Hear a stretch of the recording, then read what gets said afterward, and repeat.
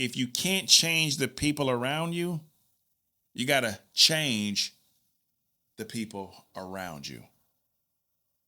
Some of you'll get that. We're the 3%ers. Yeah. We're the 3%ers. Yeah. You gotta know what your word. Don't need more than just words. We don't just talk and we live it. You want it, go get it and put in that word. We're the 3. Hoorah! Welcome to another episode of 3% Mindset Podcast. I am your host, Steve Wilmer. Once again, listen, this is not a therapy session. We get the real work done on this podcast. So either get to work or get off my podcast. All right, listen, before we get started today, there are a couple of team members that I want to recognize who are having great success in sales. First, I want to recognize Rochelle. Rochelle is with Joe Stretch Agency. And here's what happened. Joe sent me an email and said, hey, Steve, I went on vacation. While I was going on vacation, I had a promotion that was running, and Rochelle absolutely killed it in life insurance. In the course of 2 weeks, Rochelle wrote 16 life apps, $1.8 million in death benefit, $14,000 premium. Congratulations, Rochelle. Also, got another text message from one of the people that is in our life insurance boot camp right now, Agent Brian Cooey. I hope I'm saying your name right, Brian. Brian Cooey Agency talked about Taylor. So Taylor is in our life insurance boot camp as well. And he said that Taylor's young. I think Taylor's like 23 years old. And Taylor, he said his confidence is higher. He's not giving up as he usually would. And Taylor this month so far, and we're about 3 weeks into the month, has written 6 life apps and about $18,000 in a premium. One of the apps was an $18,000 premium, like $1,500 a month. Of course, we're hoping that clears. We're hoping that it actually gets issued. But the key is this: whether it gets issued or not, Taylor, just know, brother, you still did the right thing. You spoke with that customer. You talked about what was important to them, and you still wrote that policy. So congratulations to Taylor. That's going to give you even more confidence to be able to bring that up. A $1,500 a month life policy, doing the right thing for your customers. Congratulations, Taylor. All right, guys, we're going to dive into it today. Today, we're talking about on the last episode, there were questions that came in from some of the team members, and I got so much great feedback on it. Today, I'm going to go over 4 more questions, maybe 3 questions. I don't know. We'll see what we can get through. But these are questions that I keep getting from people that we're coaching, that we keep getting from current team members. And I want to go over those to be able to help you as well. So here's question number 1. Again, grab something to write with, guys. Take some notes. Question number 1. Steve, how do you develop a mental toughness in sales? Ask yourself, do you think that it takes a good mental toughness to be great in sales? Ask yourself that question, because if you don't think that you do, I'm telling you right now, you are sorely mistaken. Team members are always asking me about my sales, my success in sales. And when I start talking about mental toughness, when I start talking about how to develop a mental toughness, they don't want to hear it. All they want to hear is a word track. Here's the problem. It doesn't matter if me and my team give you the right word track. If you don't have the right mindset, if you don't have a mental toughness, you're never going to use the word track. On the last episode, we talked about overcoming fear. That's what I mean by having a mental toughness to use the word track to be able to succeed in sales. So we're going to deal with that question. Question number 2, Steve, how do you stop comparing yourself to other salespeople, especially top producers? I get that question all the time. People look at me, they look at my team, they look at Molly, they look at Kimmy, and they think to themselves, oh my God, you guys are so great. I can never get there. So how do I not compare myself to you? I'm so glad you asked. We're going to deal with that.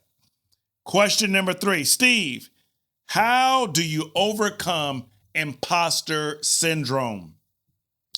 Now, that was a question that I was asked on the last episode, and I said I was going to deal with that today.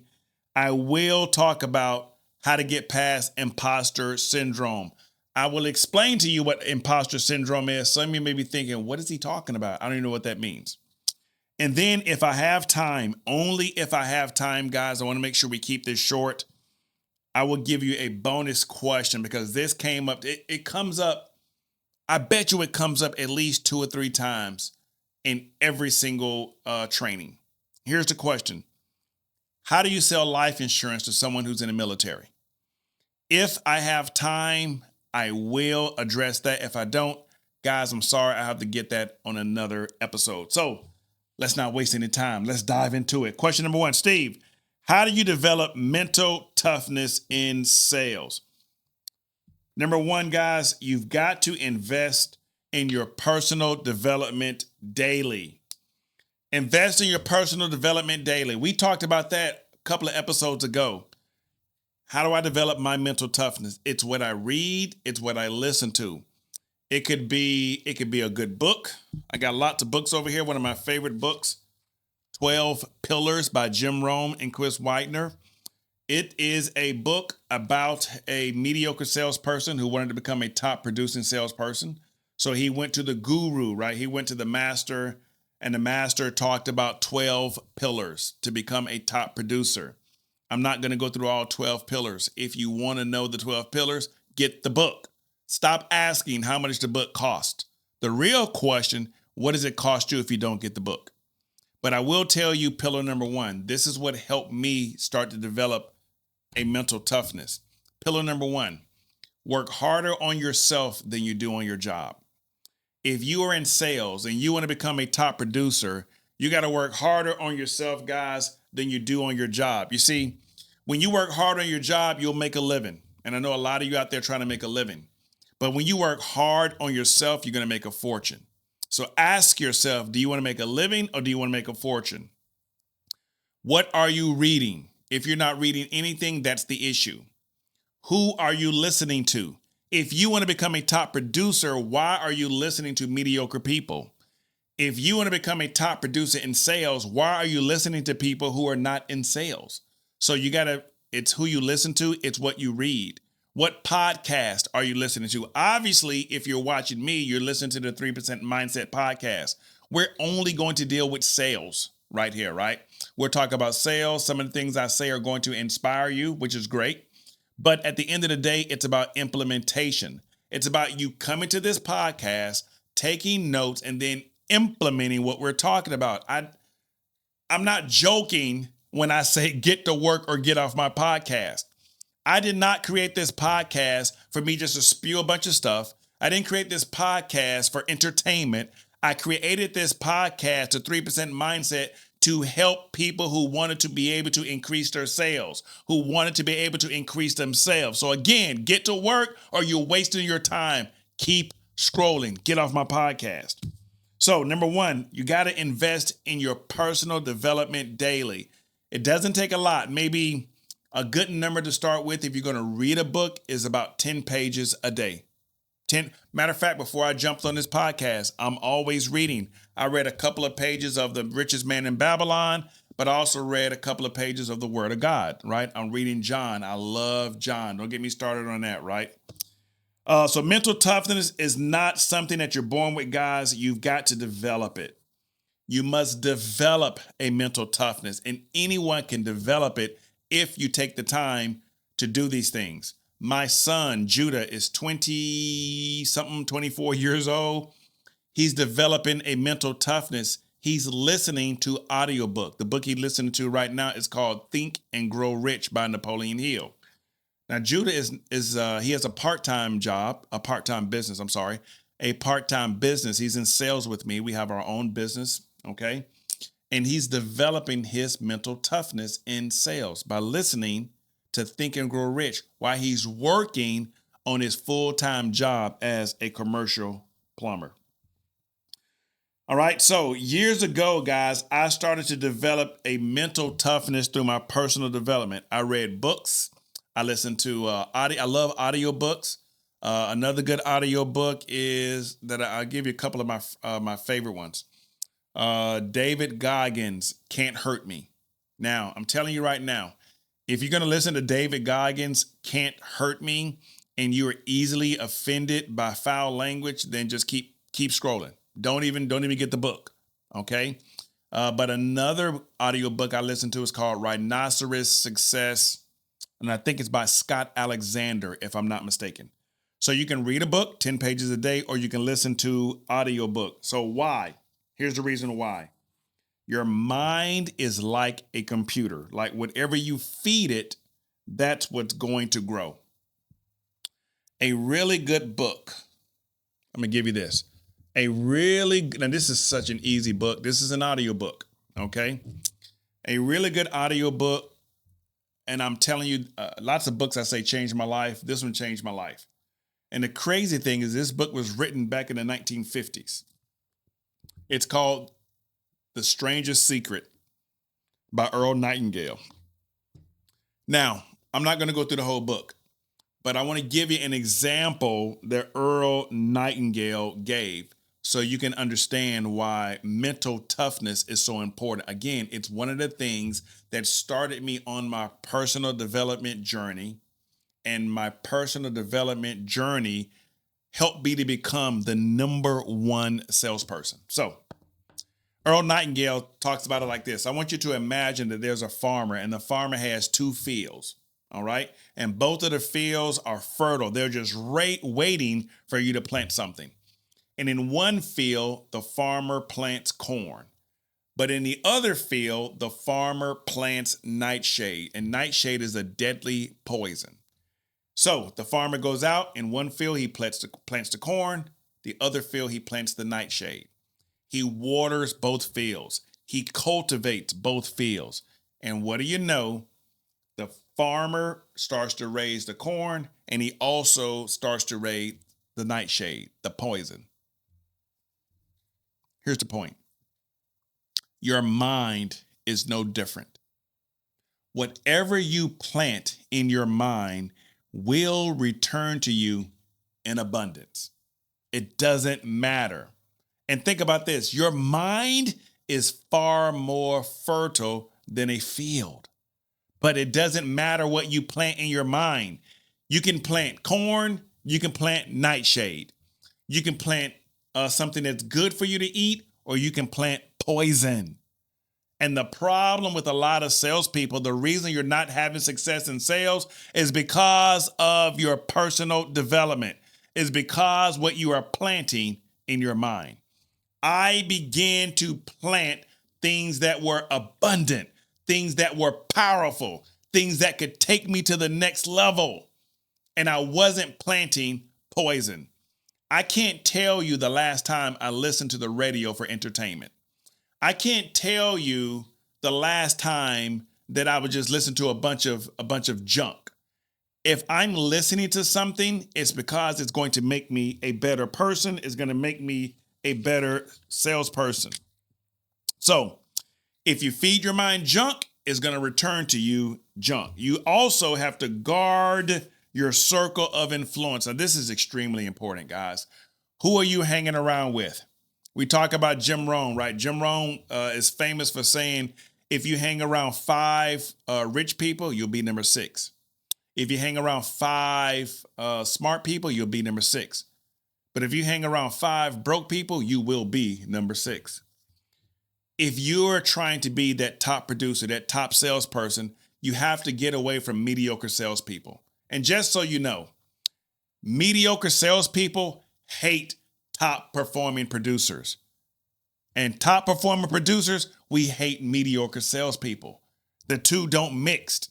There's no way you can take your sales to the next level. You can take yourself to the next level if you keep hanging around mediocre people and average people. I have been in situations where the people around me were mediocre. They were talking about the managers. They were talking about the supervisors, and not in a good way, right? And I knew that if I had stayed around them, then I would have ended up the same way. And again, I might be talking to salespeople, but it doesn't matter if you're in sales or not. There was a time I worked at the police department. Same thing at the police department. You had top producing officers. You had mediocre and sorry officers. I am a United States Marine. In the Marine Corps, we call them shitbirds. All right. I was a meritorious corporal. I don't have time to go through that. Look it up. A meritorious corporal in the Marine Corps in the infantry. If you hang around shitbirds, you're going to be number 6. But if you hang around meritorious people, top people, you'll be number 6. I went on to work at the post office. We had sorry people that worked at the post office. They would take an 8-hour route and it would take them 10 hours to do the doggone route. That wasn't me. You give me an 8-hour route, I'm going to do the route in 7 hours. Now, here's the problem with that. Whole nother subject, right? Every time I did a route in 7 hours, I would come back and they'd give me more work to do. That's when I started realizing, hey, I need to be paid for what I'm worth, not for what somebody else tells me that I'm worth. That's why I love sales. Anyway, stop hanging around mediocre people and average people if you truly want to be a top producing salesperson. So mental toughness is contagious, but so is mental weakness is contagious. You got to guard your circle. So now, if you're around mentally tough professionals, you start hearing different things. The conversation is different. Write this down. Sit at the table with winners because the conversation is totally different. When you sit at the table with winners, here's the things they start to ask. How do we improve? How do we become better? What can we learn? How can we adapt? How can we improvise? What can we implement? How do we win regardless of the situation? Currently right now, the number one PNC company in the nation is going through a big turnover, a big turmoil. And I've got a lot of clients there. Some of my clients I talk to, gloom and doom. Some of the other clients I talk to, they're like, hey, it is what it is. Let's keep moving forward. Let's keep going. So if you're hanging around those gloom and doom people, you're gonna be at the bottom. If you hang around those people like, hey, we control what we control, let's get it done, you're gonna continue to go to the top. The thing is this, guys, life happens to everybody. Life happens to everybody. You can say it's fair. You can say it's not fair. Life is going to continue to happen. We all know it's how you respond to what is happening. And I choose to respond positively. And here's the reason why. I had to learn a long time ago, and you already know this, right? People that you owe money to don't care about your gloom and doom. Your mortgage company does not care what just happened in your life. Your landlord does not care. Your light bill, your water bill, your grocery bills, whatever the case may be, whoever you owe, life does not care. So you can whine, cry, complain, lay down, say it's not fair, or you can get up off your butt and you can continue to move forward. No one is coming to save you. Guys, you've got to save yourself.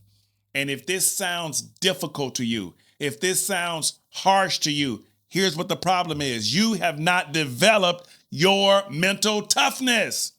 This is not something that you're born with. When I was born, I didn't have a mental toughness. It had to be developed. It has to be cultivated. And this is something that I have to deal with on a daily basis. It's not you do it one time and you have it forever. No, I constantly have to work on myself. I constantly have to surround myself with winners. I constantly have to make sure that the person to the right of me and the person to the left of me has the same mindset that I have, and we're going to go to the top. So those are the questions you should be asking yourself. Last thing I'll say on this, help you develop your mental toughness. I know this is going to be a tough one. Embrace discomfort daily. Stop looking for easy. I'm getting so excited, guys. I knocked my timer down. Hey, don't y'all cut that out. Don't cut that out. Let them see that. Let them see that, hey, things don't always go the way you expect it to go, and you still got to improvise, adapt, and overcome. Editors, do not cut that out. Embrace discomfort daily and stop looking for easy. I tell my boys this all the time. If you do things that are easy, you're going to have a hard life. If you do things that are hard, you'll have an easy life. Easy is easy, and people don't pay for easy. People pay when you can solve their problem, their hard problem. So the goal is not comfort. The goal is growth. Ooh, that's a good one. Write that down. The goal isn't comfort. The goal is growth. So how do you do that? You do one uncomfortable thing every single day. You got to get outside your comfort zone. I understand that the comfort zone is a beautiful place. It feels nice. It feels good, but nothing ever grows in the comfort zone. You got to do things that are hard and stop doing things that are easy. Tough conversations, you got to have them. Difficult prospects, you got to deal with them. A bigger ask, you've got to do that. Taylor asked, do you want to pay monthly? Do you want to pay yearly? Here's the rest of that story. And I want to get this right, Taylor. I think Taylor said something like, give me a number between 400 and 4,000. Taylor asked that question and landed on 1,500. There are a lot of team members in the insurance industry that are afraid to ask for even $400. You are what I used to be, and it's called a price coward. You're selling out of your own pocket. And the reason that I can speak so boldly about that is because that used to be me. When I first started at John Keziah's agency, I was a price coward. I was afraid to ask for the sale. I was afraid to ask for an annual premium. I was afraid to ask for what I consider at that time a big number. Why? Because I was selling out of my own pocket. You see, at the time, I wasn't making a lot of money. So I would never ask a customer for a $400 a month premium because, quite honestly, at the time, I couldn't afford a $400 a month premium. So there's no way I would ask for that number. I had to learn to stop selling from my own pocket. I had to learn to stop being a price coward. Taylor asked, give me a number between 400 and 4,000. He landed on 1,500. You have to have a bigger ask. You've got to have a tough conversation. Man, we're not going to be able to get through. We're not going to be able to get through everything. This is so good. Man, Holy Spirit is giving me so much stuff. Tough conversations. You got to have a tough conversation. Think about this. A lot of times I hear team members say, Steve, help me close the sale. They're not closing the sale. And then I ask what happened. And here's what they always say. Ask yourself if you said this. They say, Steve, I really don't know what happened. I had a really good conversation. It was a really good That's the problem. You had a really good conversation. You didn't have a tough conversation. You didn't ask the tough questions. You wanted the customer to feel good. You wanted the customer to feel comfortable. You didn't want the customer to feel uneasy at all. And that's why you lost the sale. You weren't honest with the customer. You see, what I tell my staff all the time is this. My clients all the time is this. You don't have to intentionally try to make someone feel uneasy. If you will just simply have an honest conversation with them, they're going to feel uneasy without you even having to try to do that. See, an uneasy conversation, a tough conversation, it's always a truthful conversation. Let's take it out of sales. Let's take it out of insurance. Think about the times that someone has had to have an honest conversation with you. Didn't feel good, did it? When someone had to come to you and tell you something that you were doing that was wrong, that was maybe taking you down, a mistake that you were making, that's an honest conversation. It didn't feel good. But if you're honest with yourself, it didn't feel good, but it was good for you. Am I right? That's why I'm a top producer. I am going to have an honest conversation with you, regardless of how it makes you feel. Now, at the end of the day, the decision is going to be yours anyway. So if I'm having a conversation with you about life insurance, you're going to know, you know what, Bob, if you don't leave your family enough money to be able to pay off the house, they're going to lose the house. I mean, unless I'm wrong, unless you come from a rich family. Do you come from a rich family, Bob? You don't come from a rich family? Well, listen, if you don't come from a rich family, then a rich family has to come from you. Am I right or wrong? So if you don't leave your family enough money to pay off the house, what are they going to do? They're probably going to end up losing the house. Would you agree? They're probably going to end up struggling. There's going to be a foreclosure sign sitting on the front door of the house. Why? Because you decided that sacrificing $20 a week was no good. You made the decision that, hey, I would much rather keep this $20 a week and spend it on something that's nowhere near as important to me as my family. And because you making that decision today, your family is going to end up suffering later. Not trying to make Bob feel bad, but I am going to tell Bob the truth. And the next time you're meeting with a customer and you're talking about life insurance or disability insurance or health insurance or auto insurance or any type of insurance, if you are not willing to be open and honest with your customers and to be able to guide them and help them, you are in the wrong profession.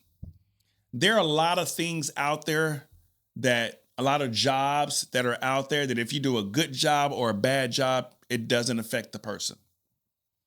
I travel all across this country. I've spoken in every single state except North Dakota. I'm still waiting to come to North Dakota. And I have stayed in countless hotel rooms. I give this example all the time. If the housekeeper makes my bed, doesn't make my bed, cleans my bathroom, doesn't clean my bathroom, doesn't really affect me at all. It's not like that in the insurance industry. It's definitely not like that when it comes to personal lines insurance. What you do and what you don't do affects families. And how about this? It doesn't just affect the person that's sitting in front of you. It could affect them from generation to generation to generation. It could also benefit them from generation to generation to generation. If you help a family that when the person passes away, they get $1 million, they get $2 million. Imagine what that would do from generation to generation if they handle that money correctly. By the same token, if you don't help a family and Bob dies with zero life insurance because you didn't ask the right questions, because you were afraid to have an honest conversation with Bob, it's going to affect his family in a different way, a negative way from generation to generation. Why? Because you didn't do your job. So have that tough conversation. Discomfort is where your future lives. Easy is a trap. Don't wish that it were easier. Wish that you were better and start developing your skill set. Man, we spent a lot of time on that. We spent way too much time on that. But again, guys, I think it's going to be for your benefit. I'm going to give you another question, and then we're probably going to end it after this because I want you to be able to implement and execute these things I'm talking about. Here's the second question. How do you stop comparing yourself to other salespeople, especially top producing salespeople? Now, I can't tell you how many. I get that. Oh my God, on so many calls, because they'll say things like, Steve, this is so easy for you. Steve, it just flows naturally. Oh my God, Steve, how do you do this? How do you do that? Comparison creates blindness. Comparison is the thief of joy. Now we're talking about sales, but you should stop comparing yourself when it comes to other people, period. Comparing to the house they live in, the money they have, the husband they have, the wife they have, the kids they have. Comparison only steals joy from you. So stop comparing yourself. When you compare yourself to others, you stop seeing your own progress and you only notice what you lack. And that is dangerous. Because anytime you're comparing yourself, you're thinking what they have, it's better. So that's very dangerous. The key is this. You don't know their full story. You don't know where they came from. You don't know where they are. It might have been today or yesterday, I'm talking to my wife and she's talking about, we were talking about forgiveness. We were talking about some different things that we had gone through. We celebrated 28 years this year, 28 years married, right? 30 years altogether. and she was talking about where we came from to where we are. So people will look at us on Facebook. We post a lot on social media. People look at us on Facebook. Oh my God, this amazing couple. We were so blessed that January in this year, my wife and I received a Living the Dream Award, an MLK Living the Dream Award, right? I mean, it's a very big award in the city of Pensacola because of the work that we do in the community. Everybody was there. The county commissioners was there. Quint was there. The mayor. I mean, it's a really big deal. Anyway, people look at us and they go, oh my God, you guys are amazing.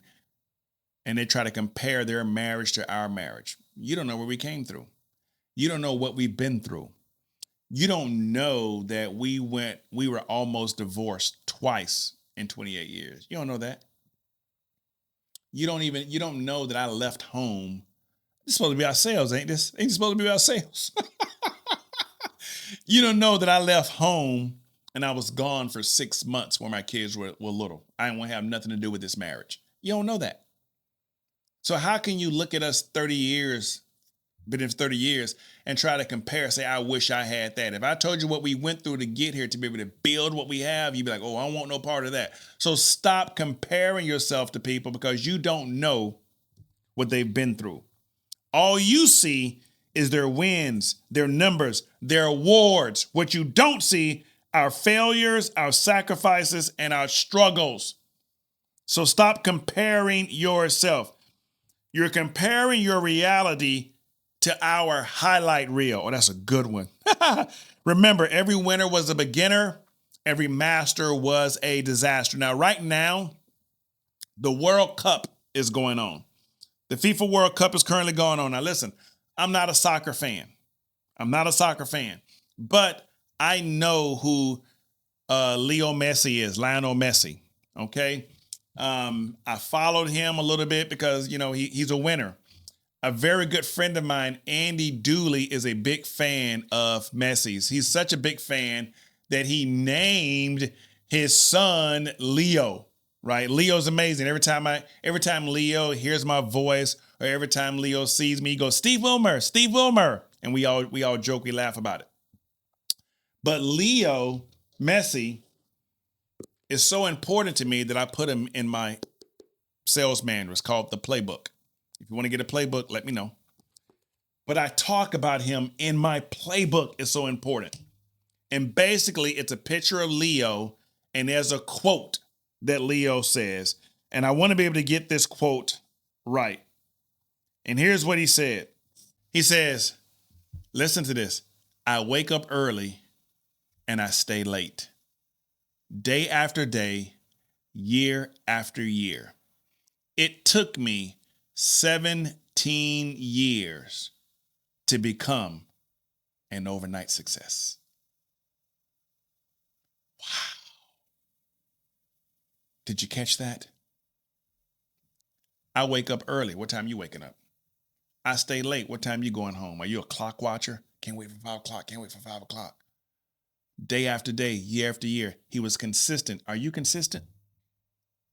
Are you consistent? Some of you can't be consistent for 17 minutes, let alone 17 years. He said it took him 17 years to become an overnight success. You're seeing the success. You're seeing the awards, but you don't know what he went through. Let me give you another example. These are all true stories. The great Michelangelo. We all know who Michelangelo is. If you don't know, go look him up. So Michelangelo, think about this. Michelangelo created a lot of different sculptures, a lot of different paintings. One of the things he's most known for is painting the ceiling in the Sistine Chapel. So here's how the story goes. He finished painting the Sistine Chapel, and people came from all over the world to see it. And everybody came in and they marveled at his work. And Michelangelo simply said this: if you knew the work that I had to put in to gain my mastery, it wouldn't seem so great at all. Basically, what he's saying is this: if you know how hard I had to do to be able to, I had to work to be able to do this, you'd be like, well, of course you can do that. You wouldn't think it was so great at all. So when you compare yourself to others, you don't know the struggles. You don't know the work that they put in. And here's the thing. Don't complain about the results you're not getting from the work you didn't do. So I'm telling you right now, stop comparing yourself to everybody. Remember, every winner was a beginner. Every master was a disaster. So the only scoreboard that matters is who were you yesterday. If you're going to compare yourself to where you were yesterday. When I'm training teams, I always say this. I'm not looking for perfection. I'm looking for progression. I expect you to be better this week than you were last week. I expect you to be better this week, definitely than you were 3 or 4 weeks ago. Better than you were 4 months ago. I train teams all the time, myself, Molly, Kimmy, Josh. When we're training 2 different people, they may already have a different skill level. They may have a different talent level. We train them the same, but we are expecting them to progress based on their talent, their skill set. We're not comparing the first team member to the second team member. We're not comparing the second team member to the third team member. So if we're not doing that as your instructors, you shouldn't be comparing yourself to anybody else. Run your own damn race, guys. Come on. What God has for you is for you. So when someone is succeeding, don't ask why them and not me. Ask, what can I learn? Jealousy keeps you stuck.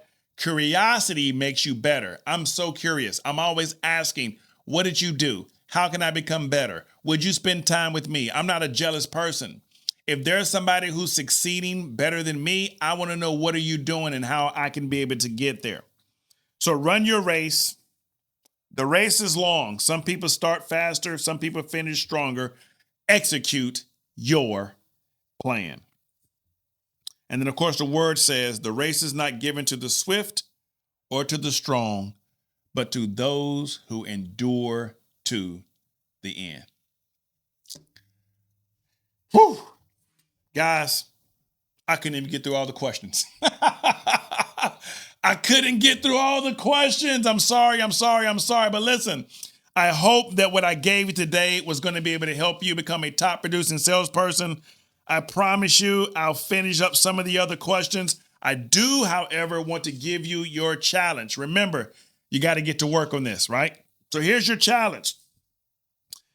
Don't focus on becoming the best salesperson in the country or even the best salesperson in your organization. Instead, focus on developing your mental toughness. I want you to focus on becoming better than you were yesterday. Again, no comparison. What book are you reading? What podcasts are you listening to? What audiobook are you listening to? Who are you listening to? Who are you hanging around? Let's make sure we start to change our circle. So that's your challenge. Take a look at your surroundings.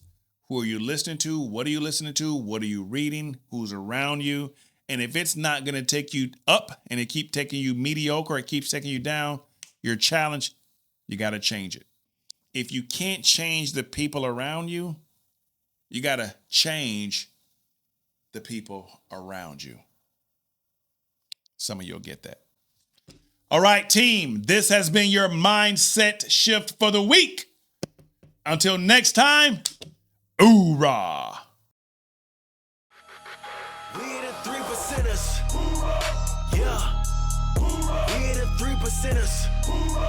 Yeah. You gotta know what your worth. Don't need more than just words. We don't just talk it, we live it. You want it, go get it, then put in that word. We're the 3.